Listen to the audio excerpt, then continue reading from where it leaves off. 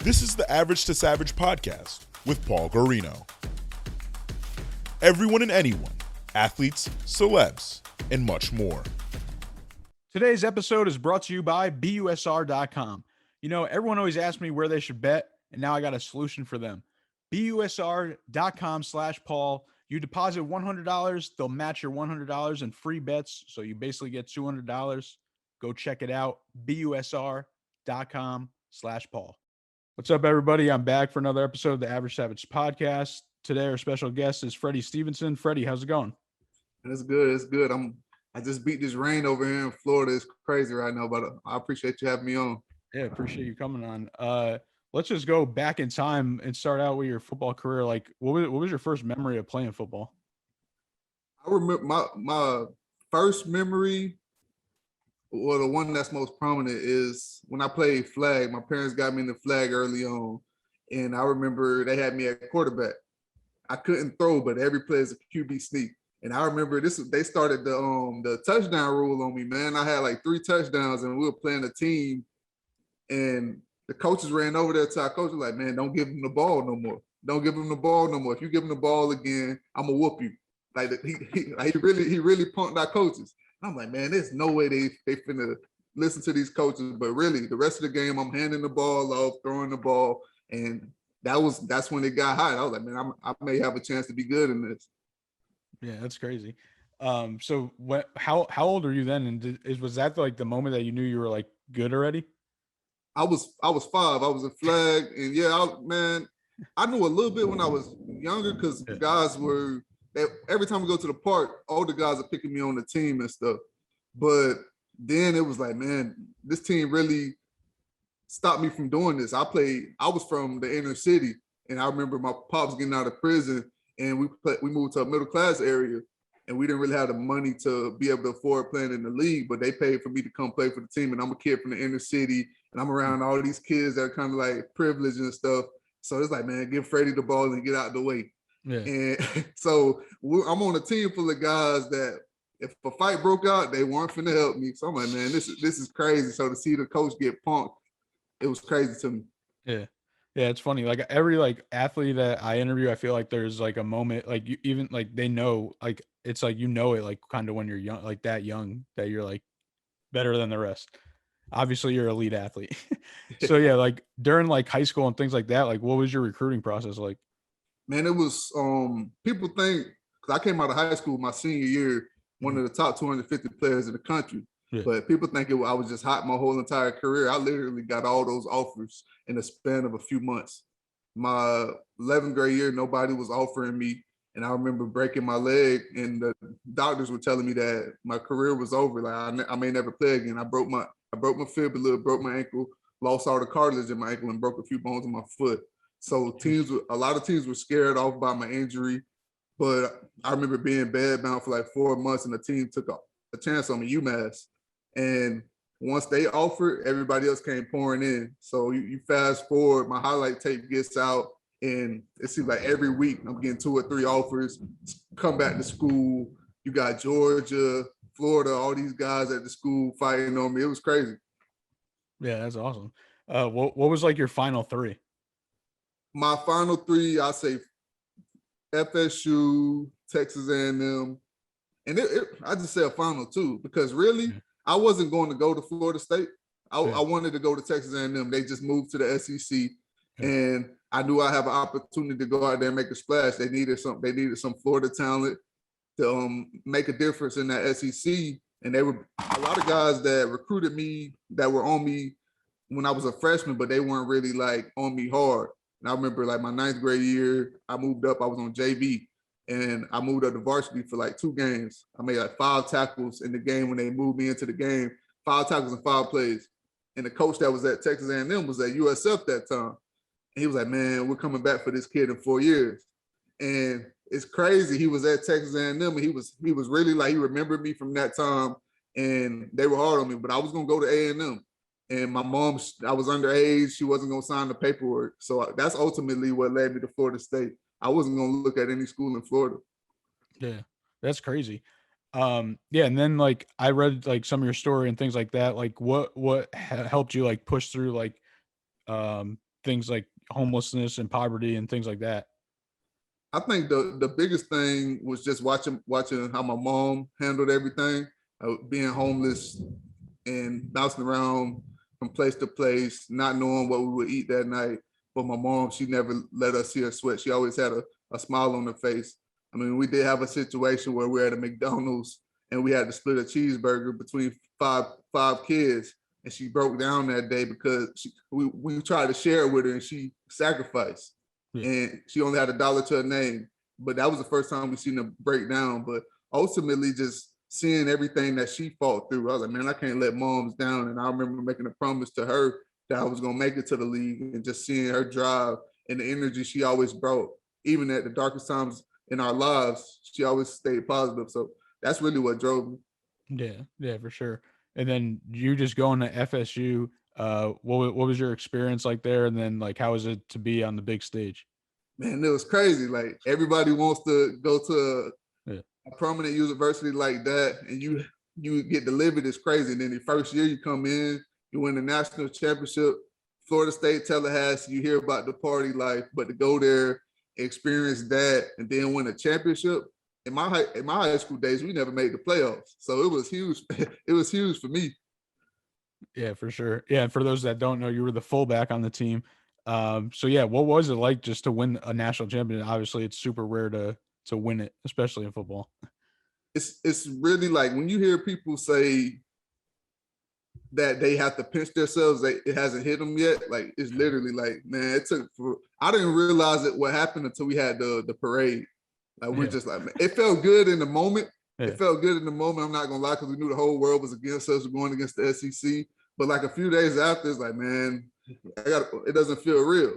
And I think that's how everybody feels after a championship, outside of that moment when you win it. Or did you played with Carlos Williams, right? Yep, I played with Carlos Williams. Or I know him from a while back. That's my guy. Me and Carlos, we're both from the same area. We had a lot of crazy battles in not only high school but Pop Warner. So Carlos's team, they're the team that when I told you about the touchdown rule, that was his team. That's hilarious. That's crazy. So you want to hear crazy? That's a crazy story. So the rest, like, I remember we beat them the first game, and then we played them again in the playoffs, and they completely shut me down. We had to go with other options. But yeah, his team was known as being one of the best teams in our league, but everybody in the area knows that they cheat.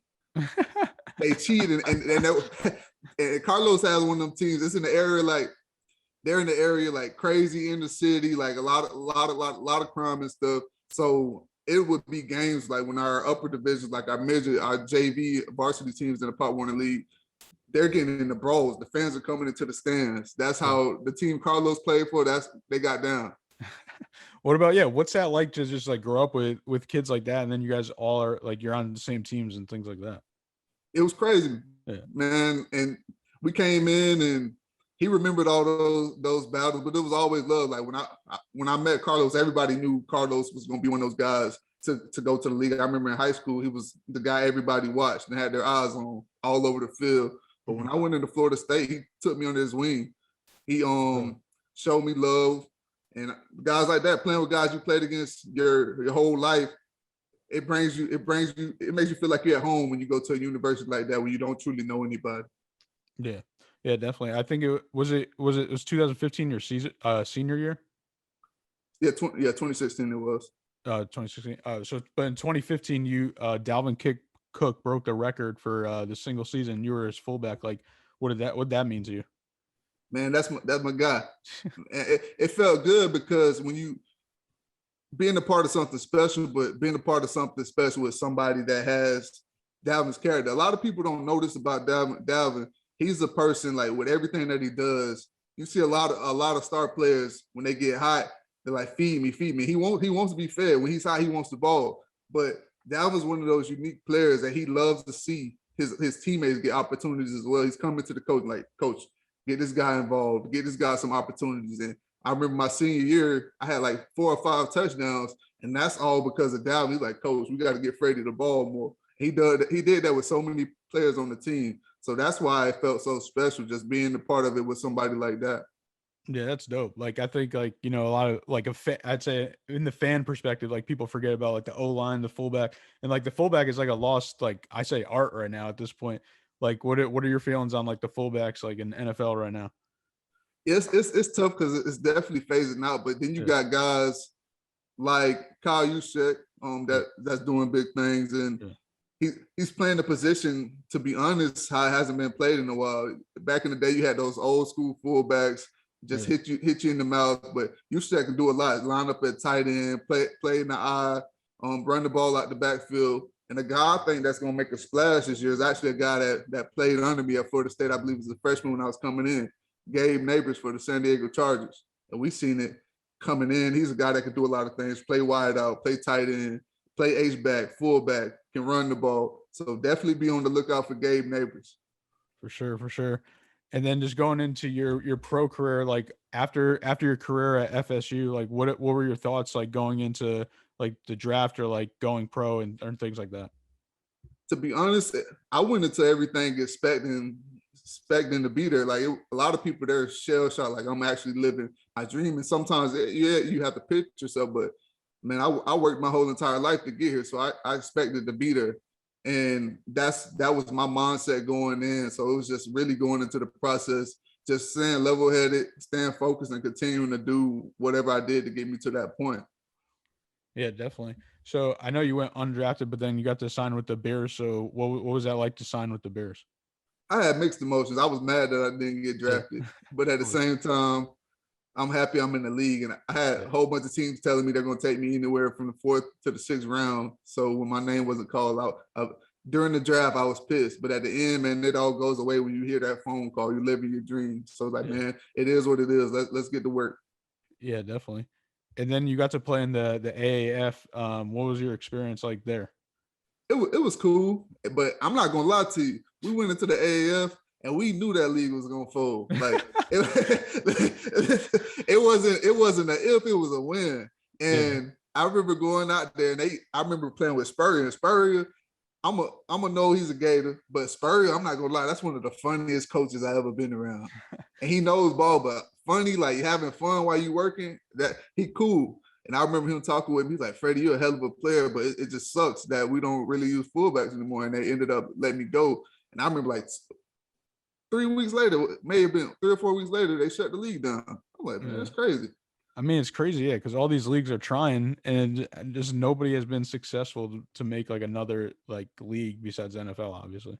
I think the XFL was doing Yeah. well before the pandemic. Yeah, that's what I was thinking too. They were doing like, and then the fans were going wild. The fans like loved it. So yeah, we'll see. I mean, I think they're redoing it next year, and The Rock took over and stuff like that. So we'll see what happens.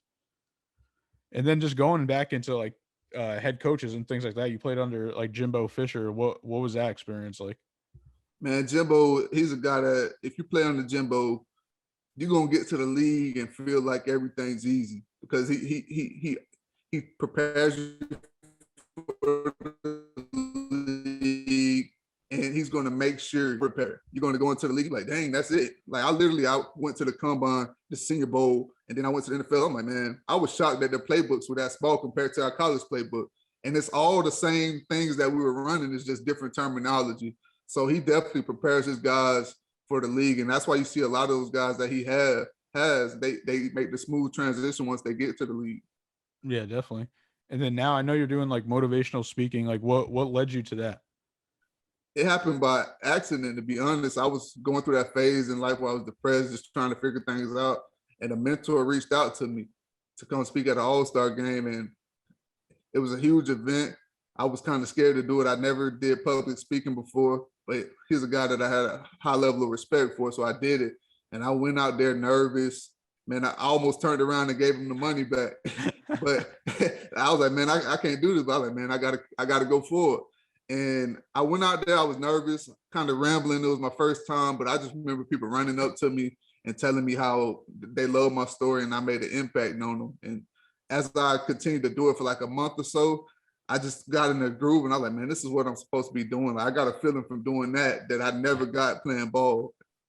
Yeah. Yeah, that's awesome. Yeah, like I definitely commend you for that because standing in front of a crowd and talking ain't easy.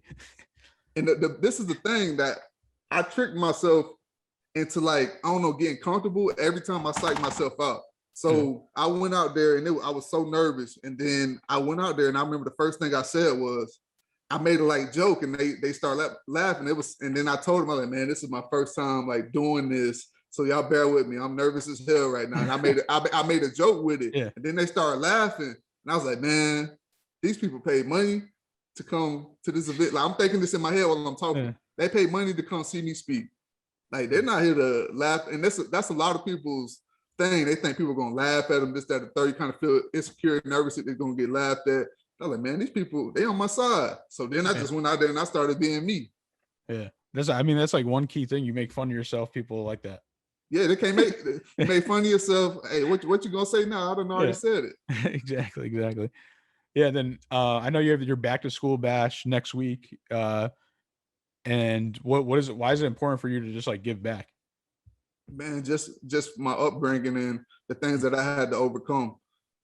Just being able to give back to some people, man, the people that are reaching out. I have people reaching out, pouring their hearts out, man, saying how they appreciate what I'm doing. Families that can't afford school supplies, can't afford backpacks. We're giving back to teachers as well. I feel like it's one of the most underappreciated jobs in our country. And teachers are reaching out, man, and saying, man, we appreciate you. We don't care if we get anything. It's just the fact that you're letting us know that we appreciate it. And just sometimes hearing that just gives people a reason to keep going. And we'll have a food job as well to give back to the families that are struggling.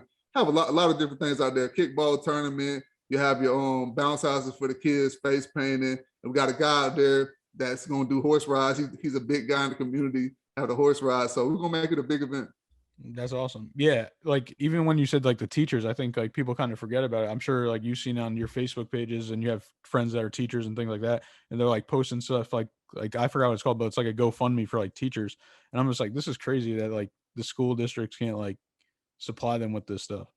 Man, if it was up to me, if I had the means to do it, teachers would be paid. But I ain't got, you know what I'm saying? For sure. And that's the other thing with the pandemic. Like now, like parents and like other people that aren't as a teacher, like figured out that how hard teaching is. Mm-hmm. And especially keeping kids virtually, like imagine like 30 little kids like virtually on a screen, like that's nuts. It's crazy. And then tell me about your book, Trials to Trumpet. Yeah, Trials to Triumph. Yeah, Triumph. Yeah, we got it just talks about my life story and all the obstacles that I overcome and my transition after ball and the story, man. People that read it, they're gonna find so much inspiration because I'm constantly overcoming different battles and finding purpose during my journey. And ultimately, I think that people that leave the book, they leave encouraged, knowing that no matter what the situation is, there's still hope for you. I remember a time where I was depressed and suicidal, like I told you, just living a crazy life. And that's after ball, I was just trying to figure out what was next. And that's why I told you it happened by accident with the speaking. And that ultimately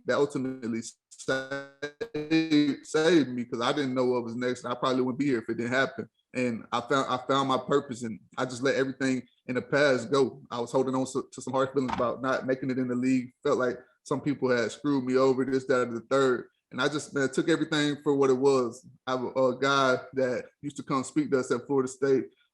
He's one of the top mindset coaches in the world, Trevor Mallett. He has something called neutral thinking.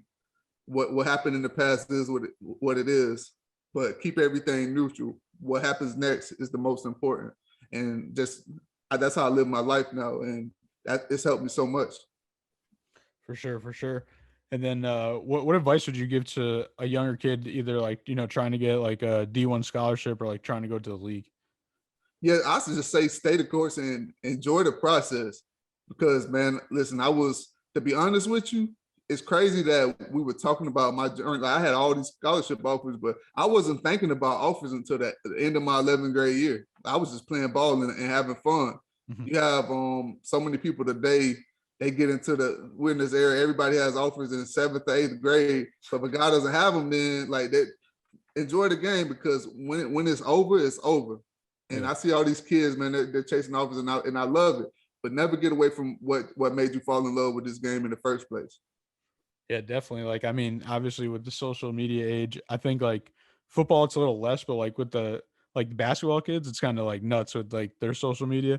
Obviously, like football is like I would say it's harder to make it, but the people I don't know. It's just like a weird time when with the social, like there's always pros and cons to everything. But I'm saying you know what I'm saying. I seen the kid the other day. I think he may be the number one quarterback in the country. He's getting an NIL deal, and he might skip his senior year. Yeah. So, man, I don't want to tell the kid what to do, but I'm telling you, man, listen, from my personal opinion, it's so many things you can't get back. Yeah. So yeah, I know you're risking a chance of getting yourself injured, and I understand it, but you're gonna look back at it and when you're older and be like, man, I wish I would have had that last year of my high school experience with my teammates. Yeah. No matter what happens, because what's destined for you is gonna come to you regardless. Yeah, like what are your thoughts? Like, do you think kids now are gonna stay in school long? I mean, you already have to stay in school for 3 years. So say like maybe a person that's on the cusp, do you think they're gonna like stay like their senior year, or like maybe if they were a redshirt, like go another 5th year, like with these NIL deals?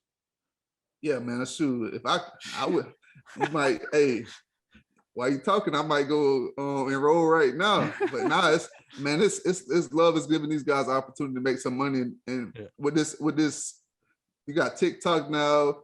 You got guys on social media, and it's always been like this. They got a whole bunch of followers, and they're not necessarily playing. But the thing with this NIL deal is now you give these guys an opportunity to cash in on that, even if they're not touching the field. Yeah. So it can benefit everybody. So yeah, I definitely believe you're gonna see some guys stay a little later. Guys that may have wanted to go to the league because their family's struggling. Shoot, they could stay a 4th year now because some of these kids are gonna be millionaires while they're in college. Yeah, for sure. Yeah, that's why it's gonna be interesting to see, like, once a person. Well, for example, I don't know that many people know, like Kyler Murray technically was a millionaire while he was playing his last year because he got drafted by the Oakland A's.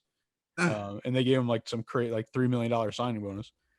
So even though he never played, yeah, but I think he had to give it back. But originally, I think he had it. Dang. It was still there. Like he could have left and got it.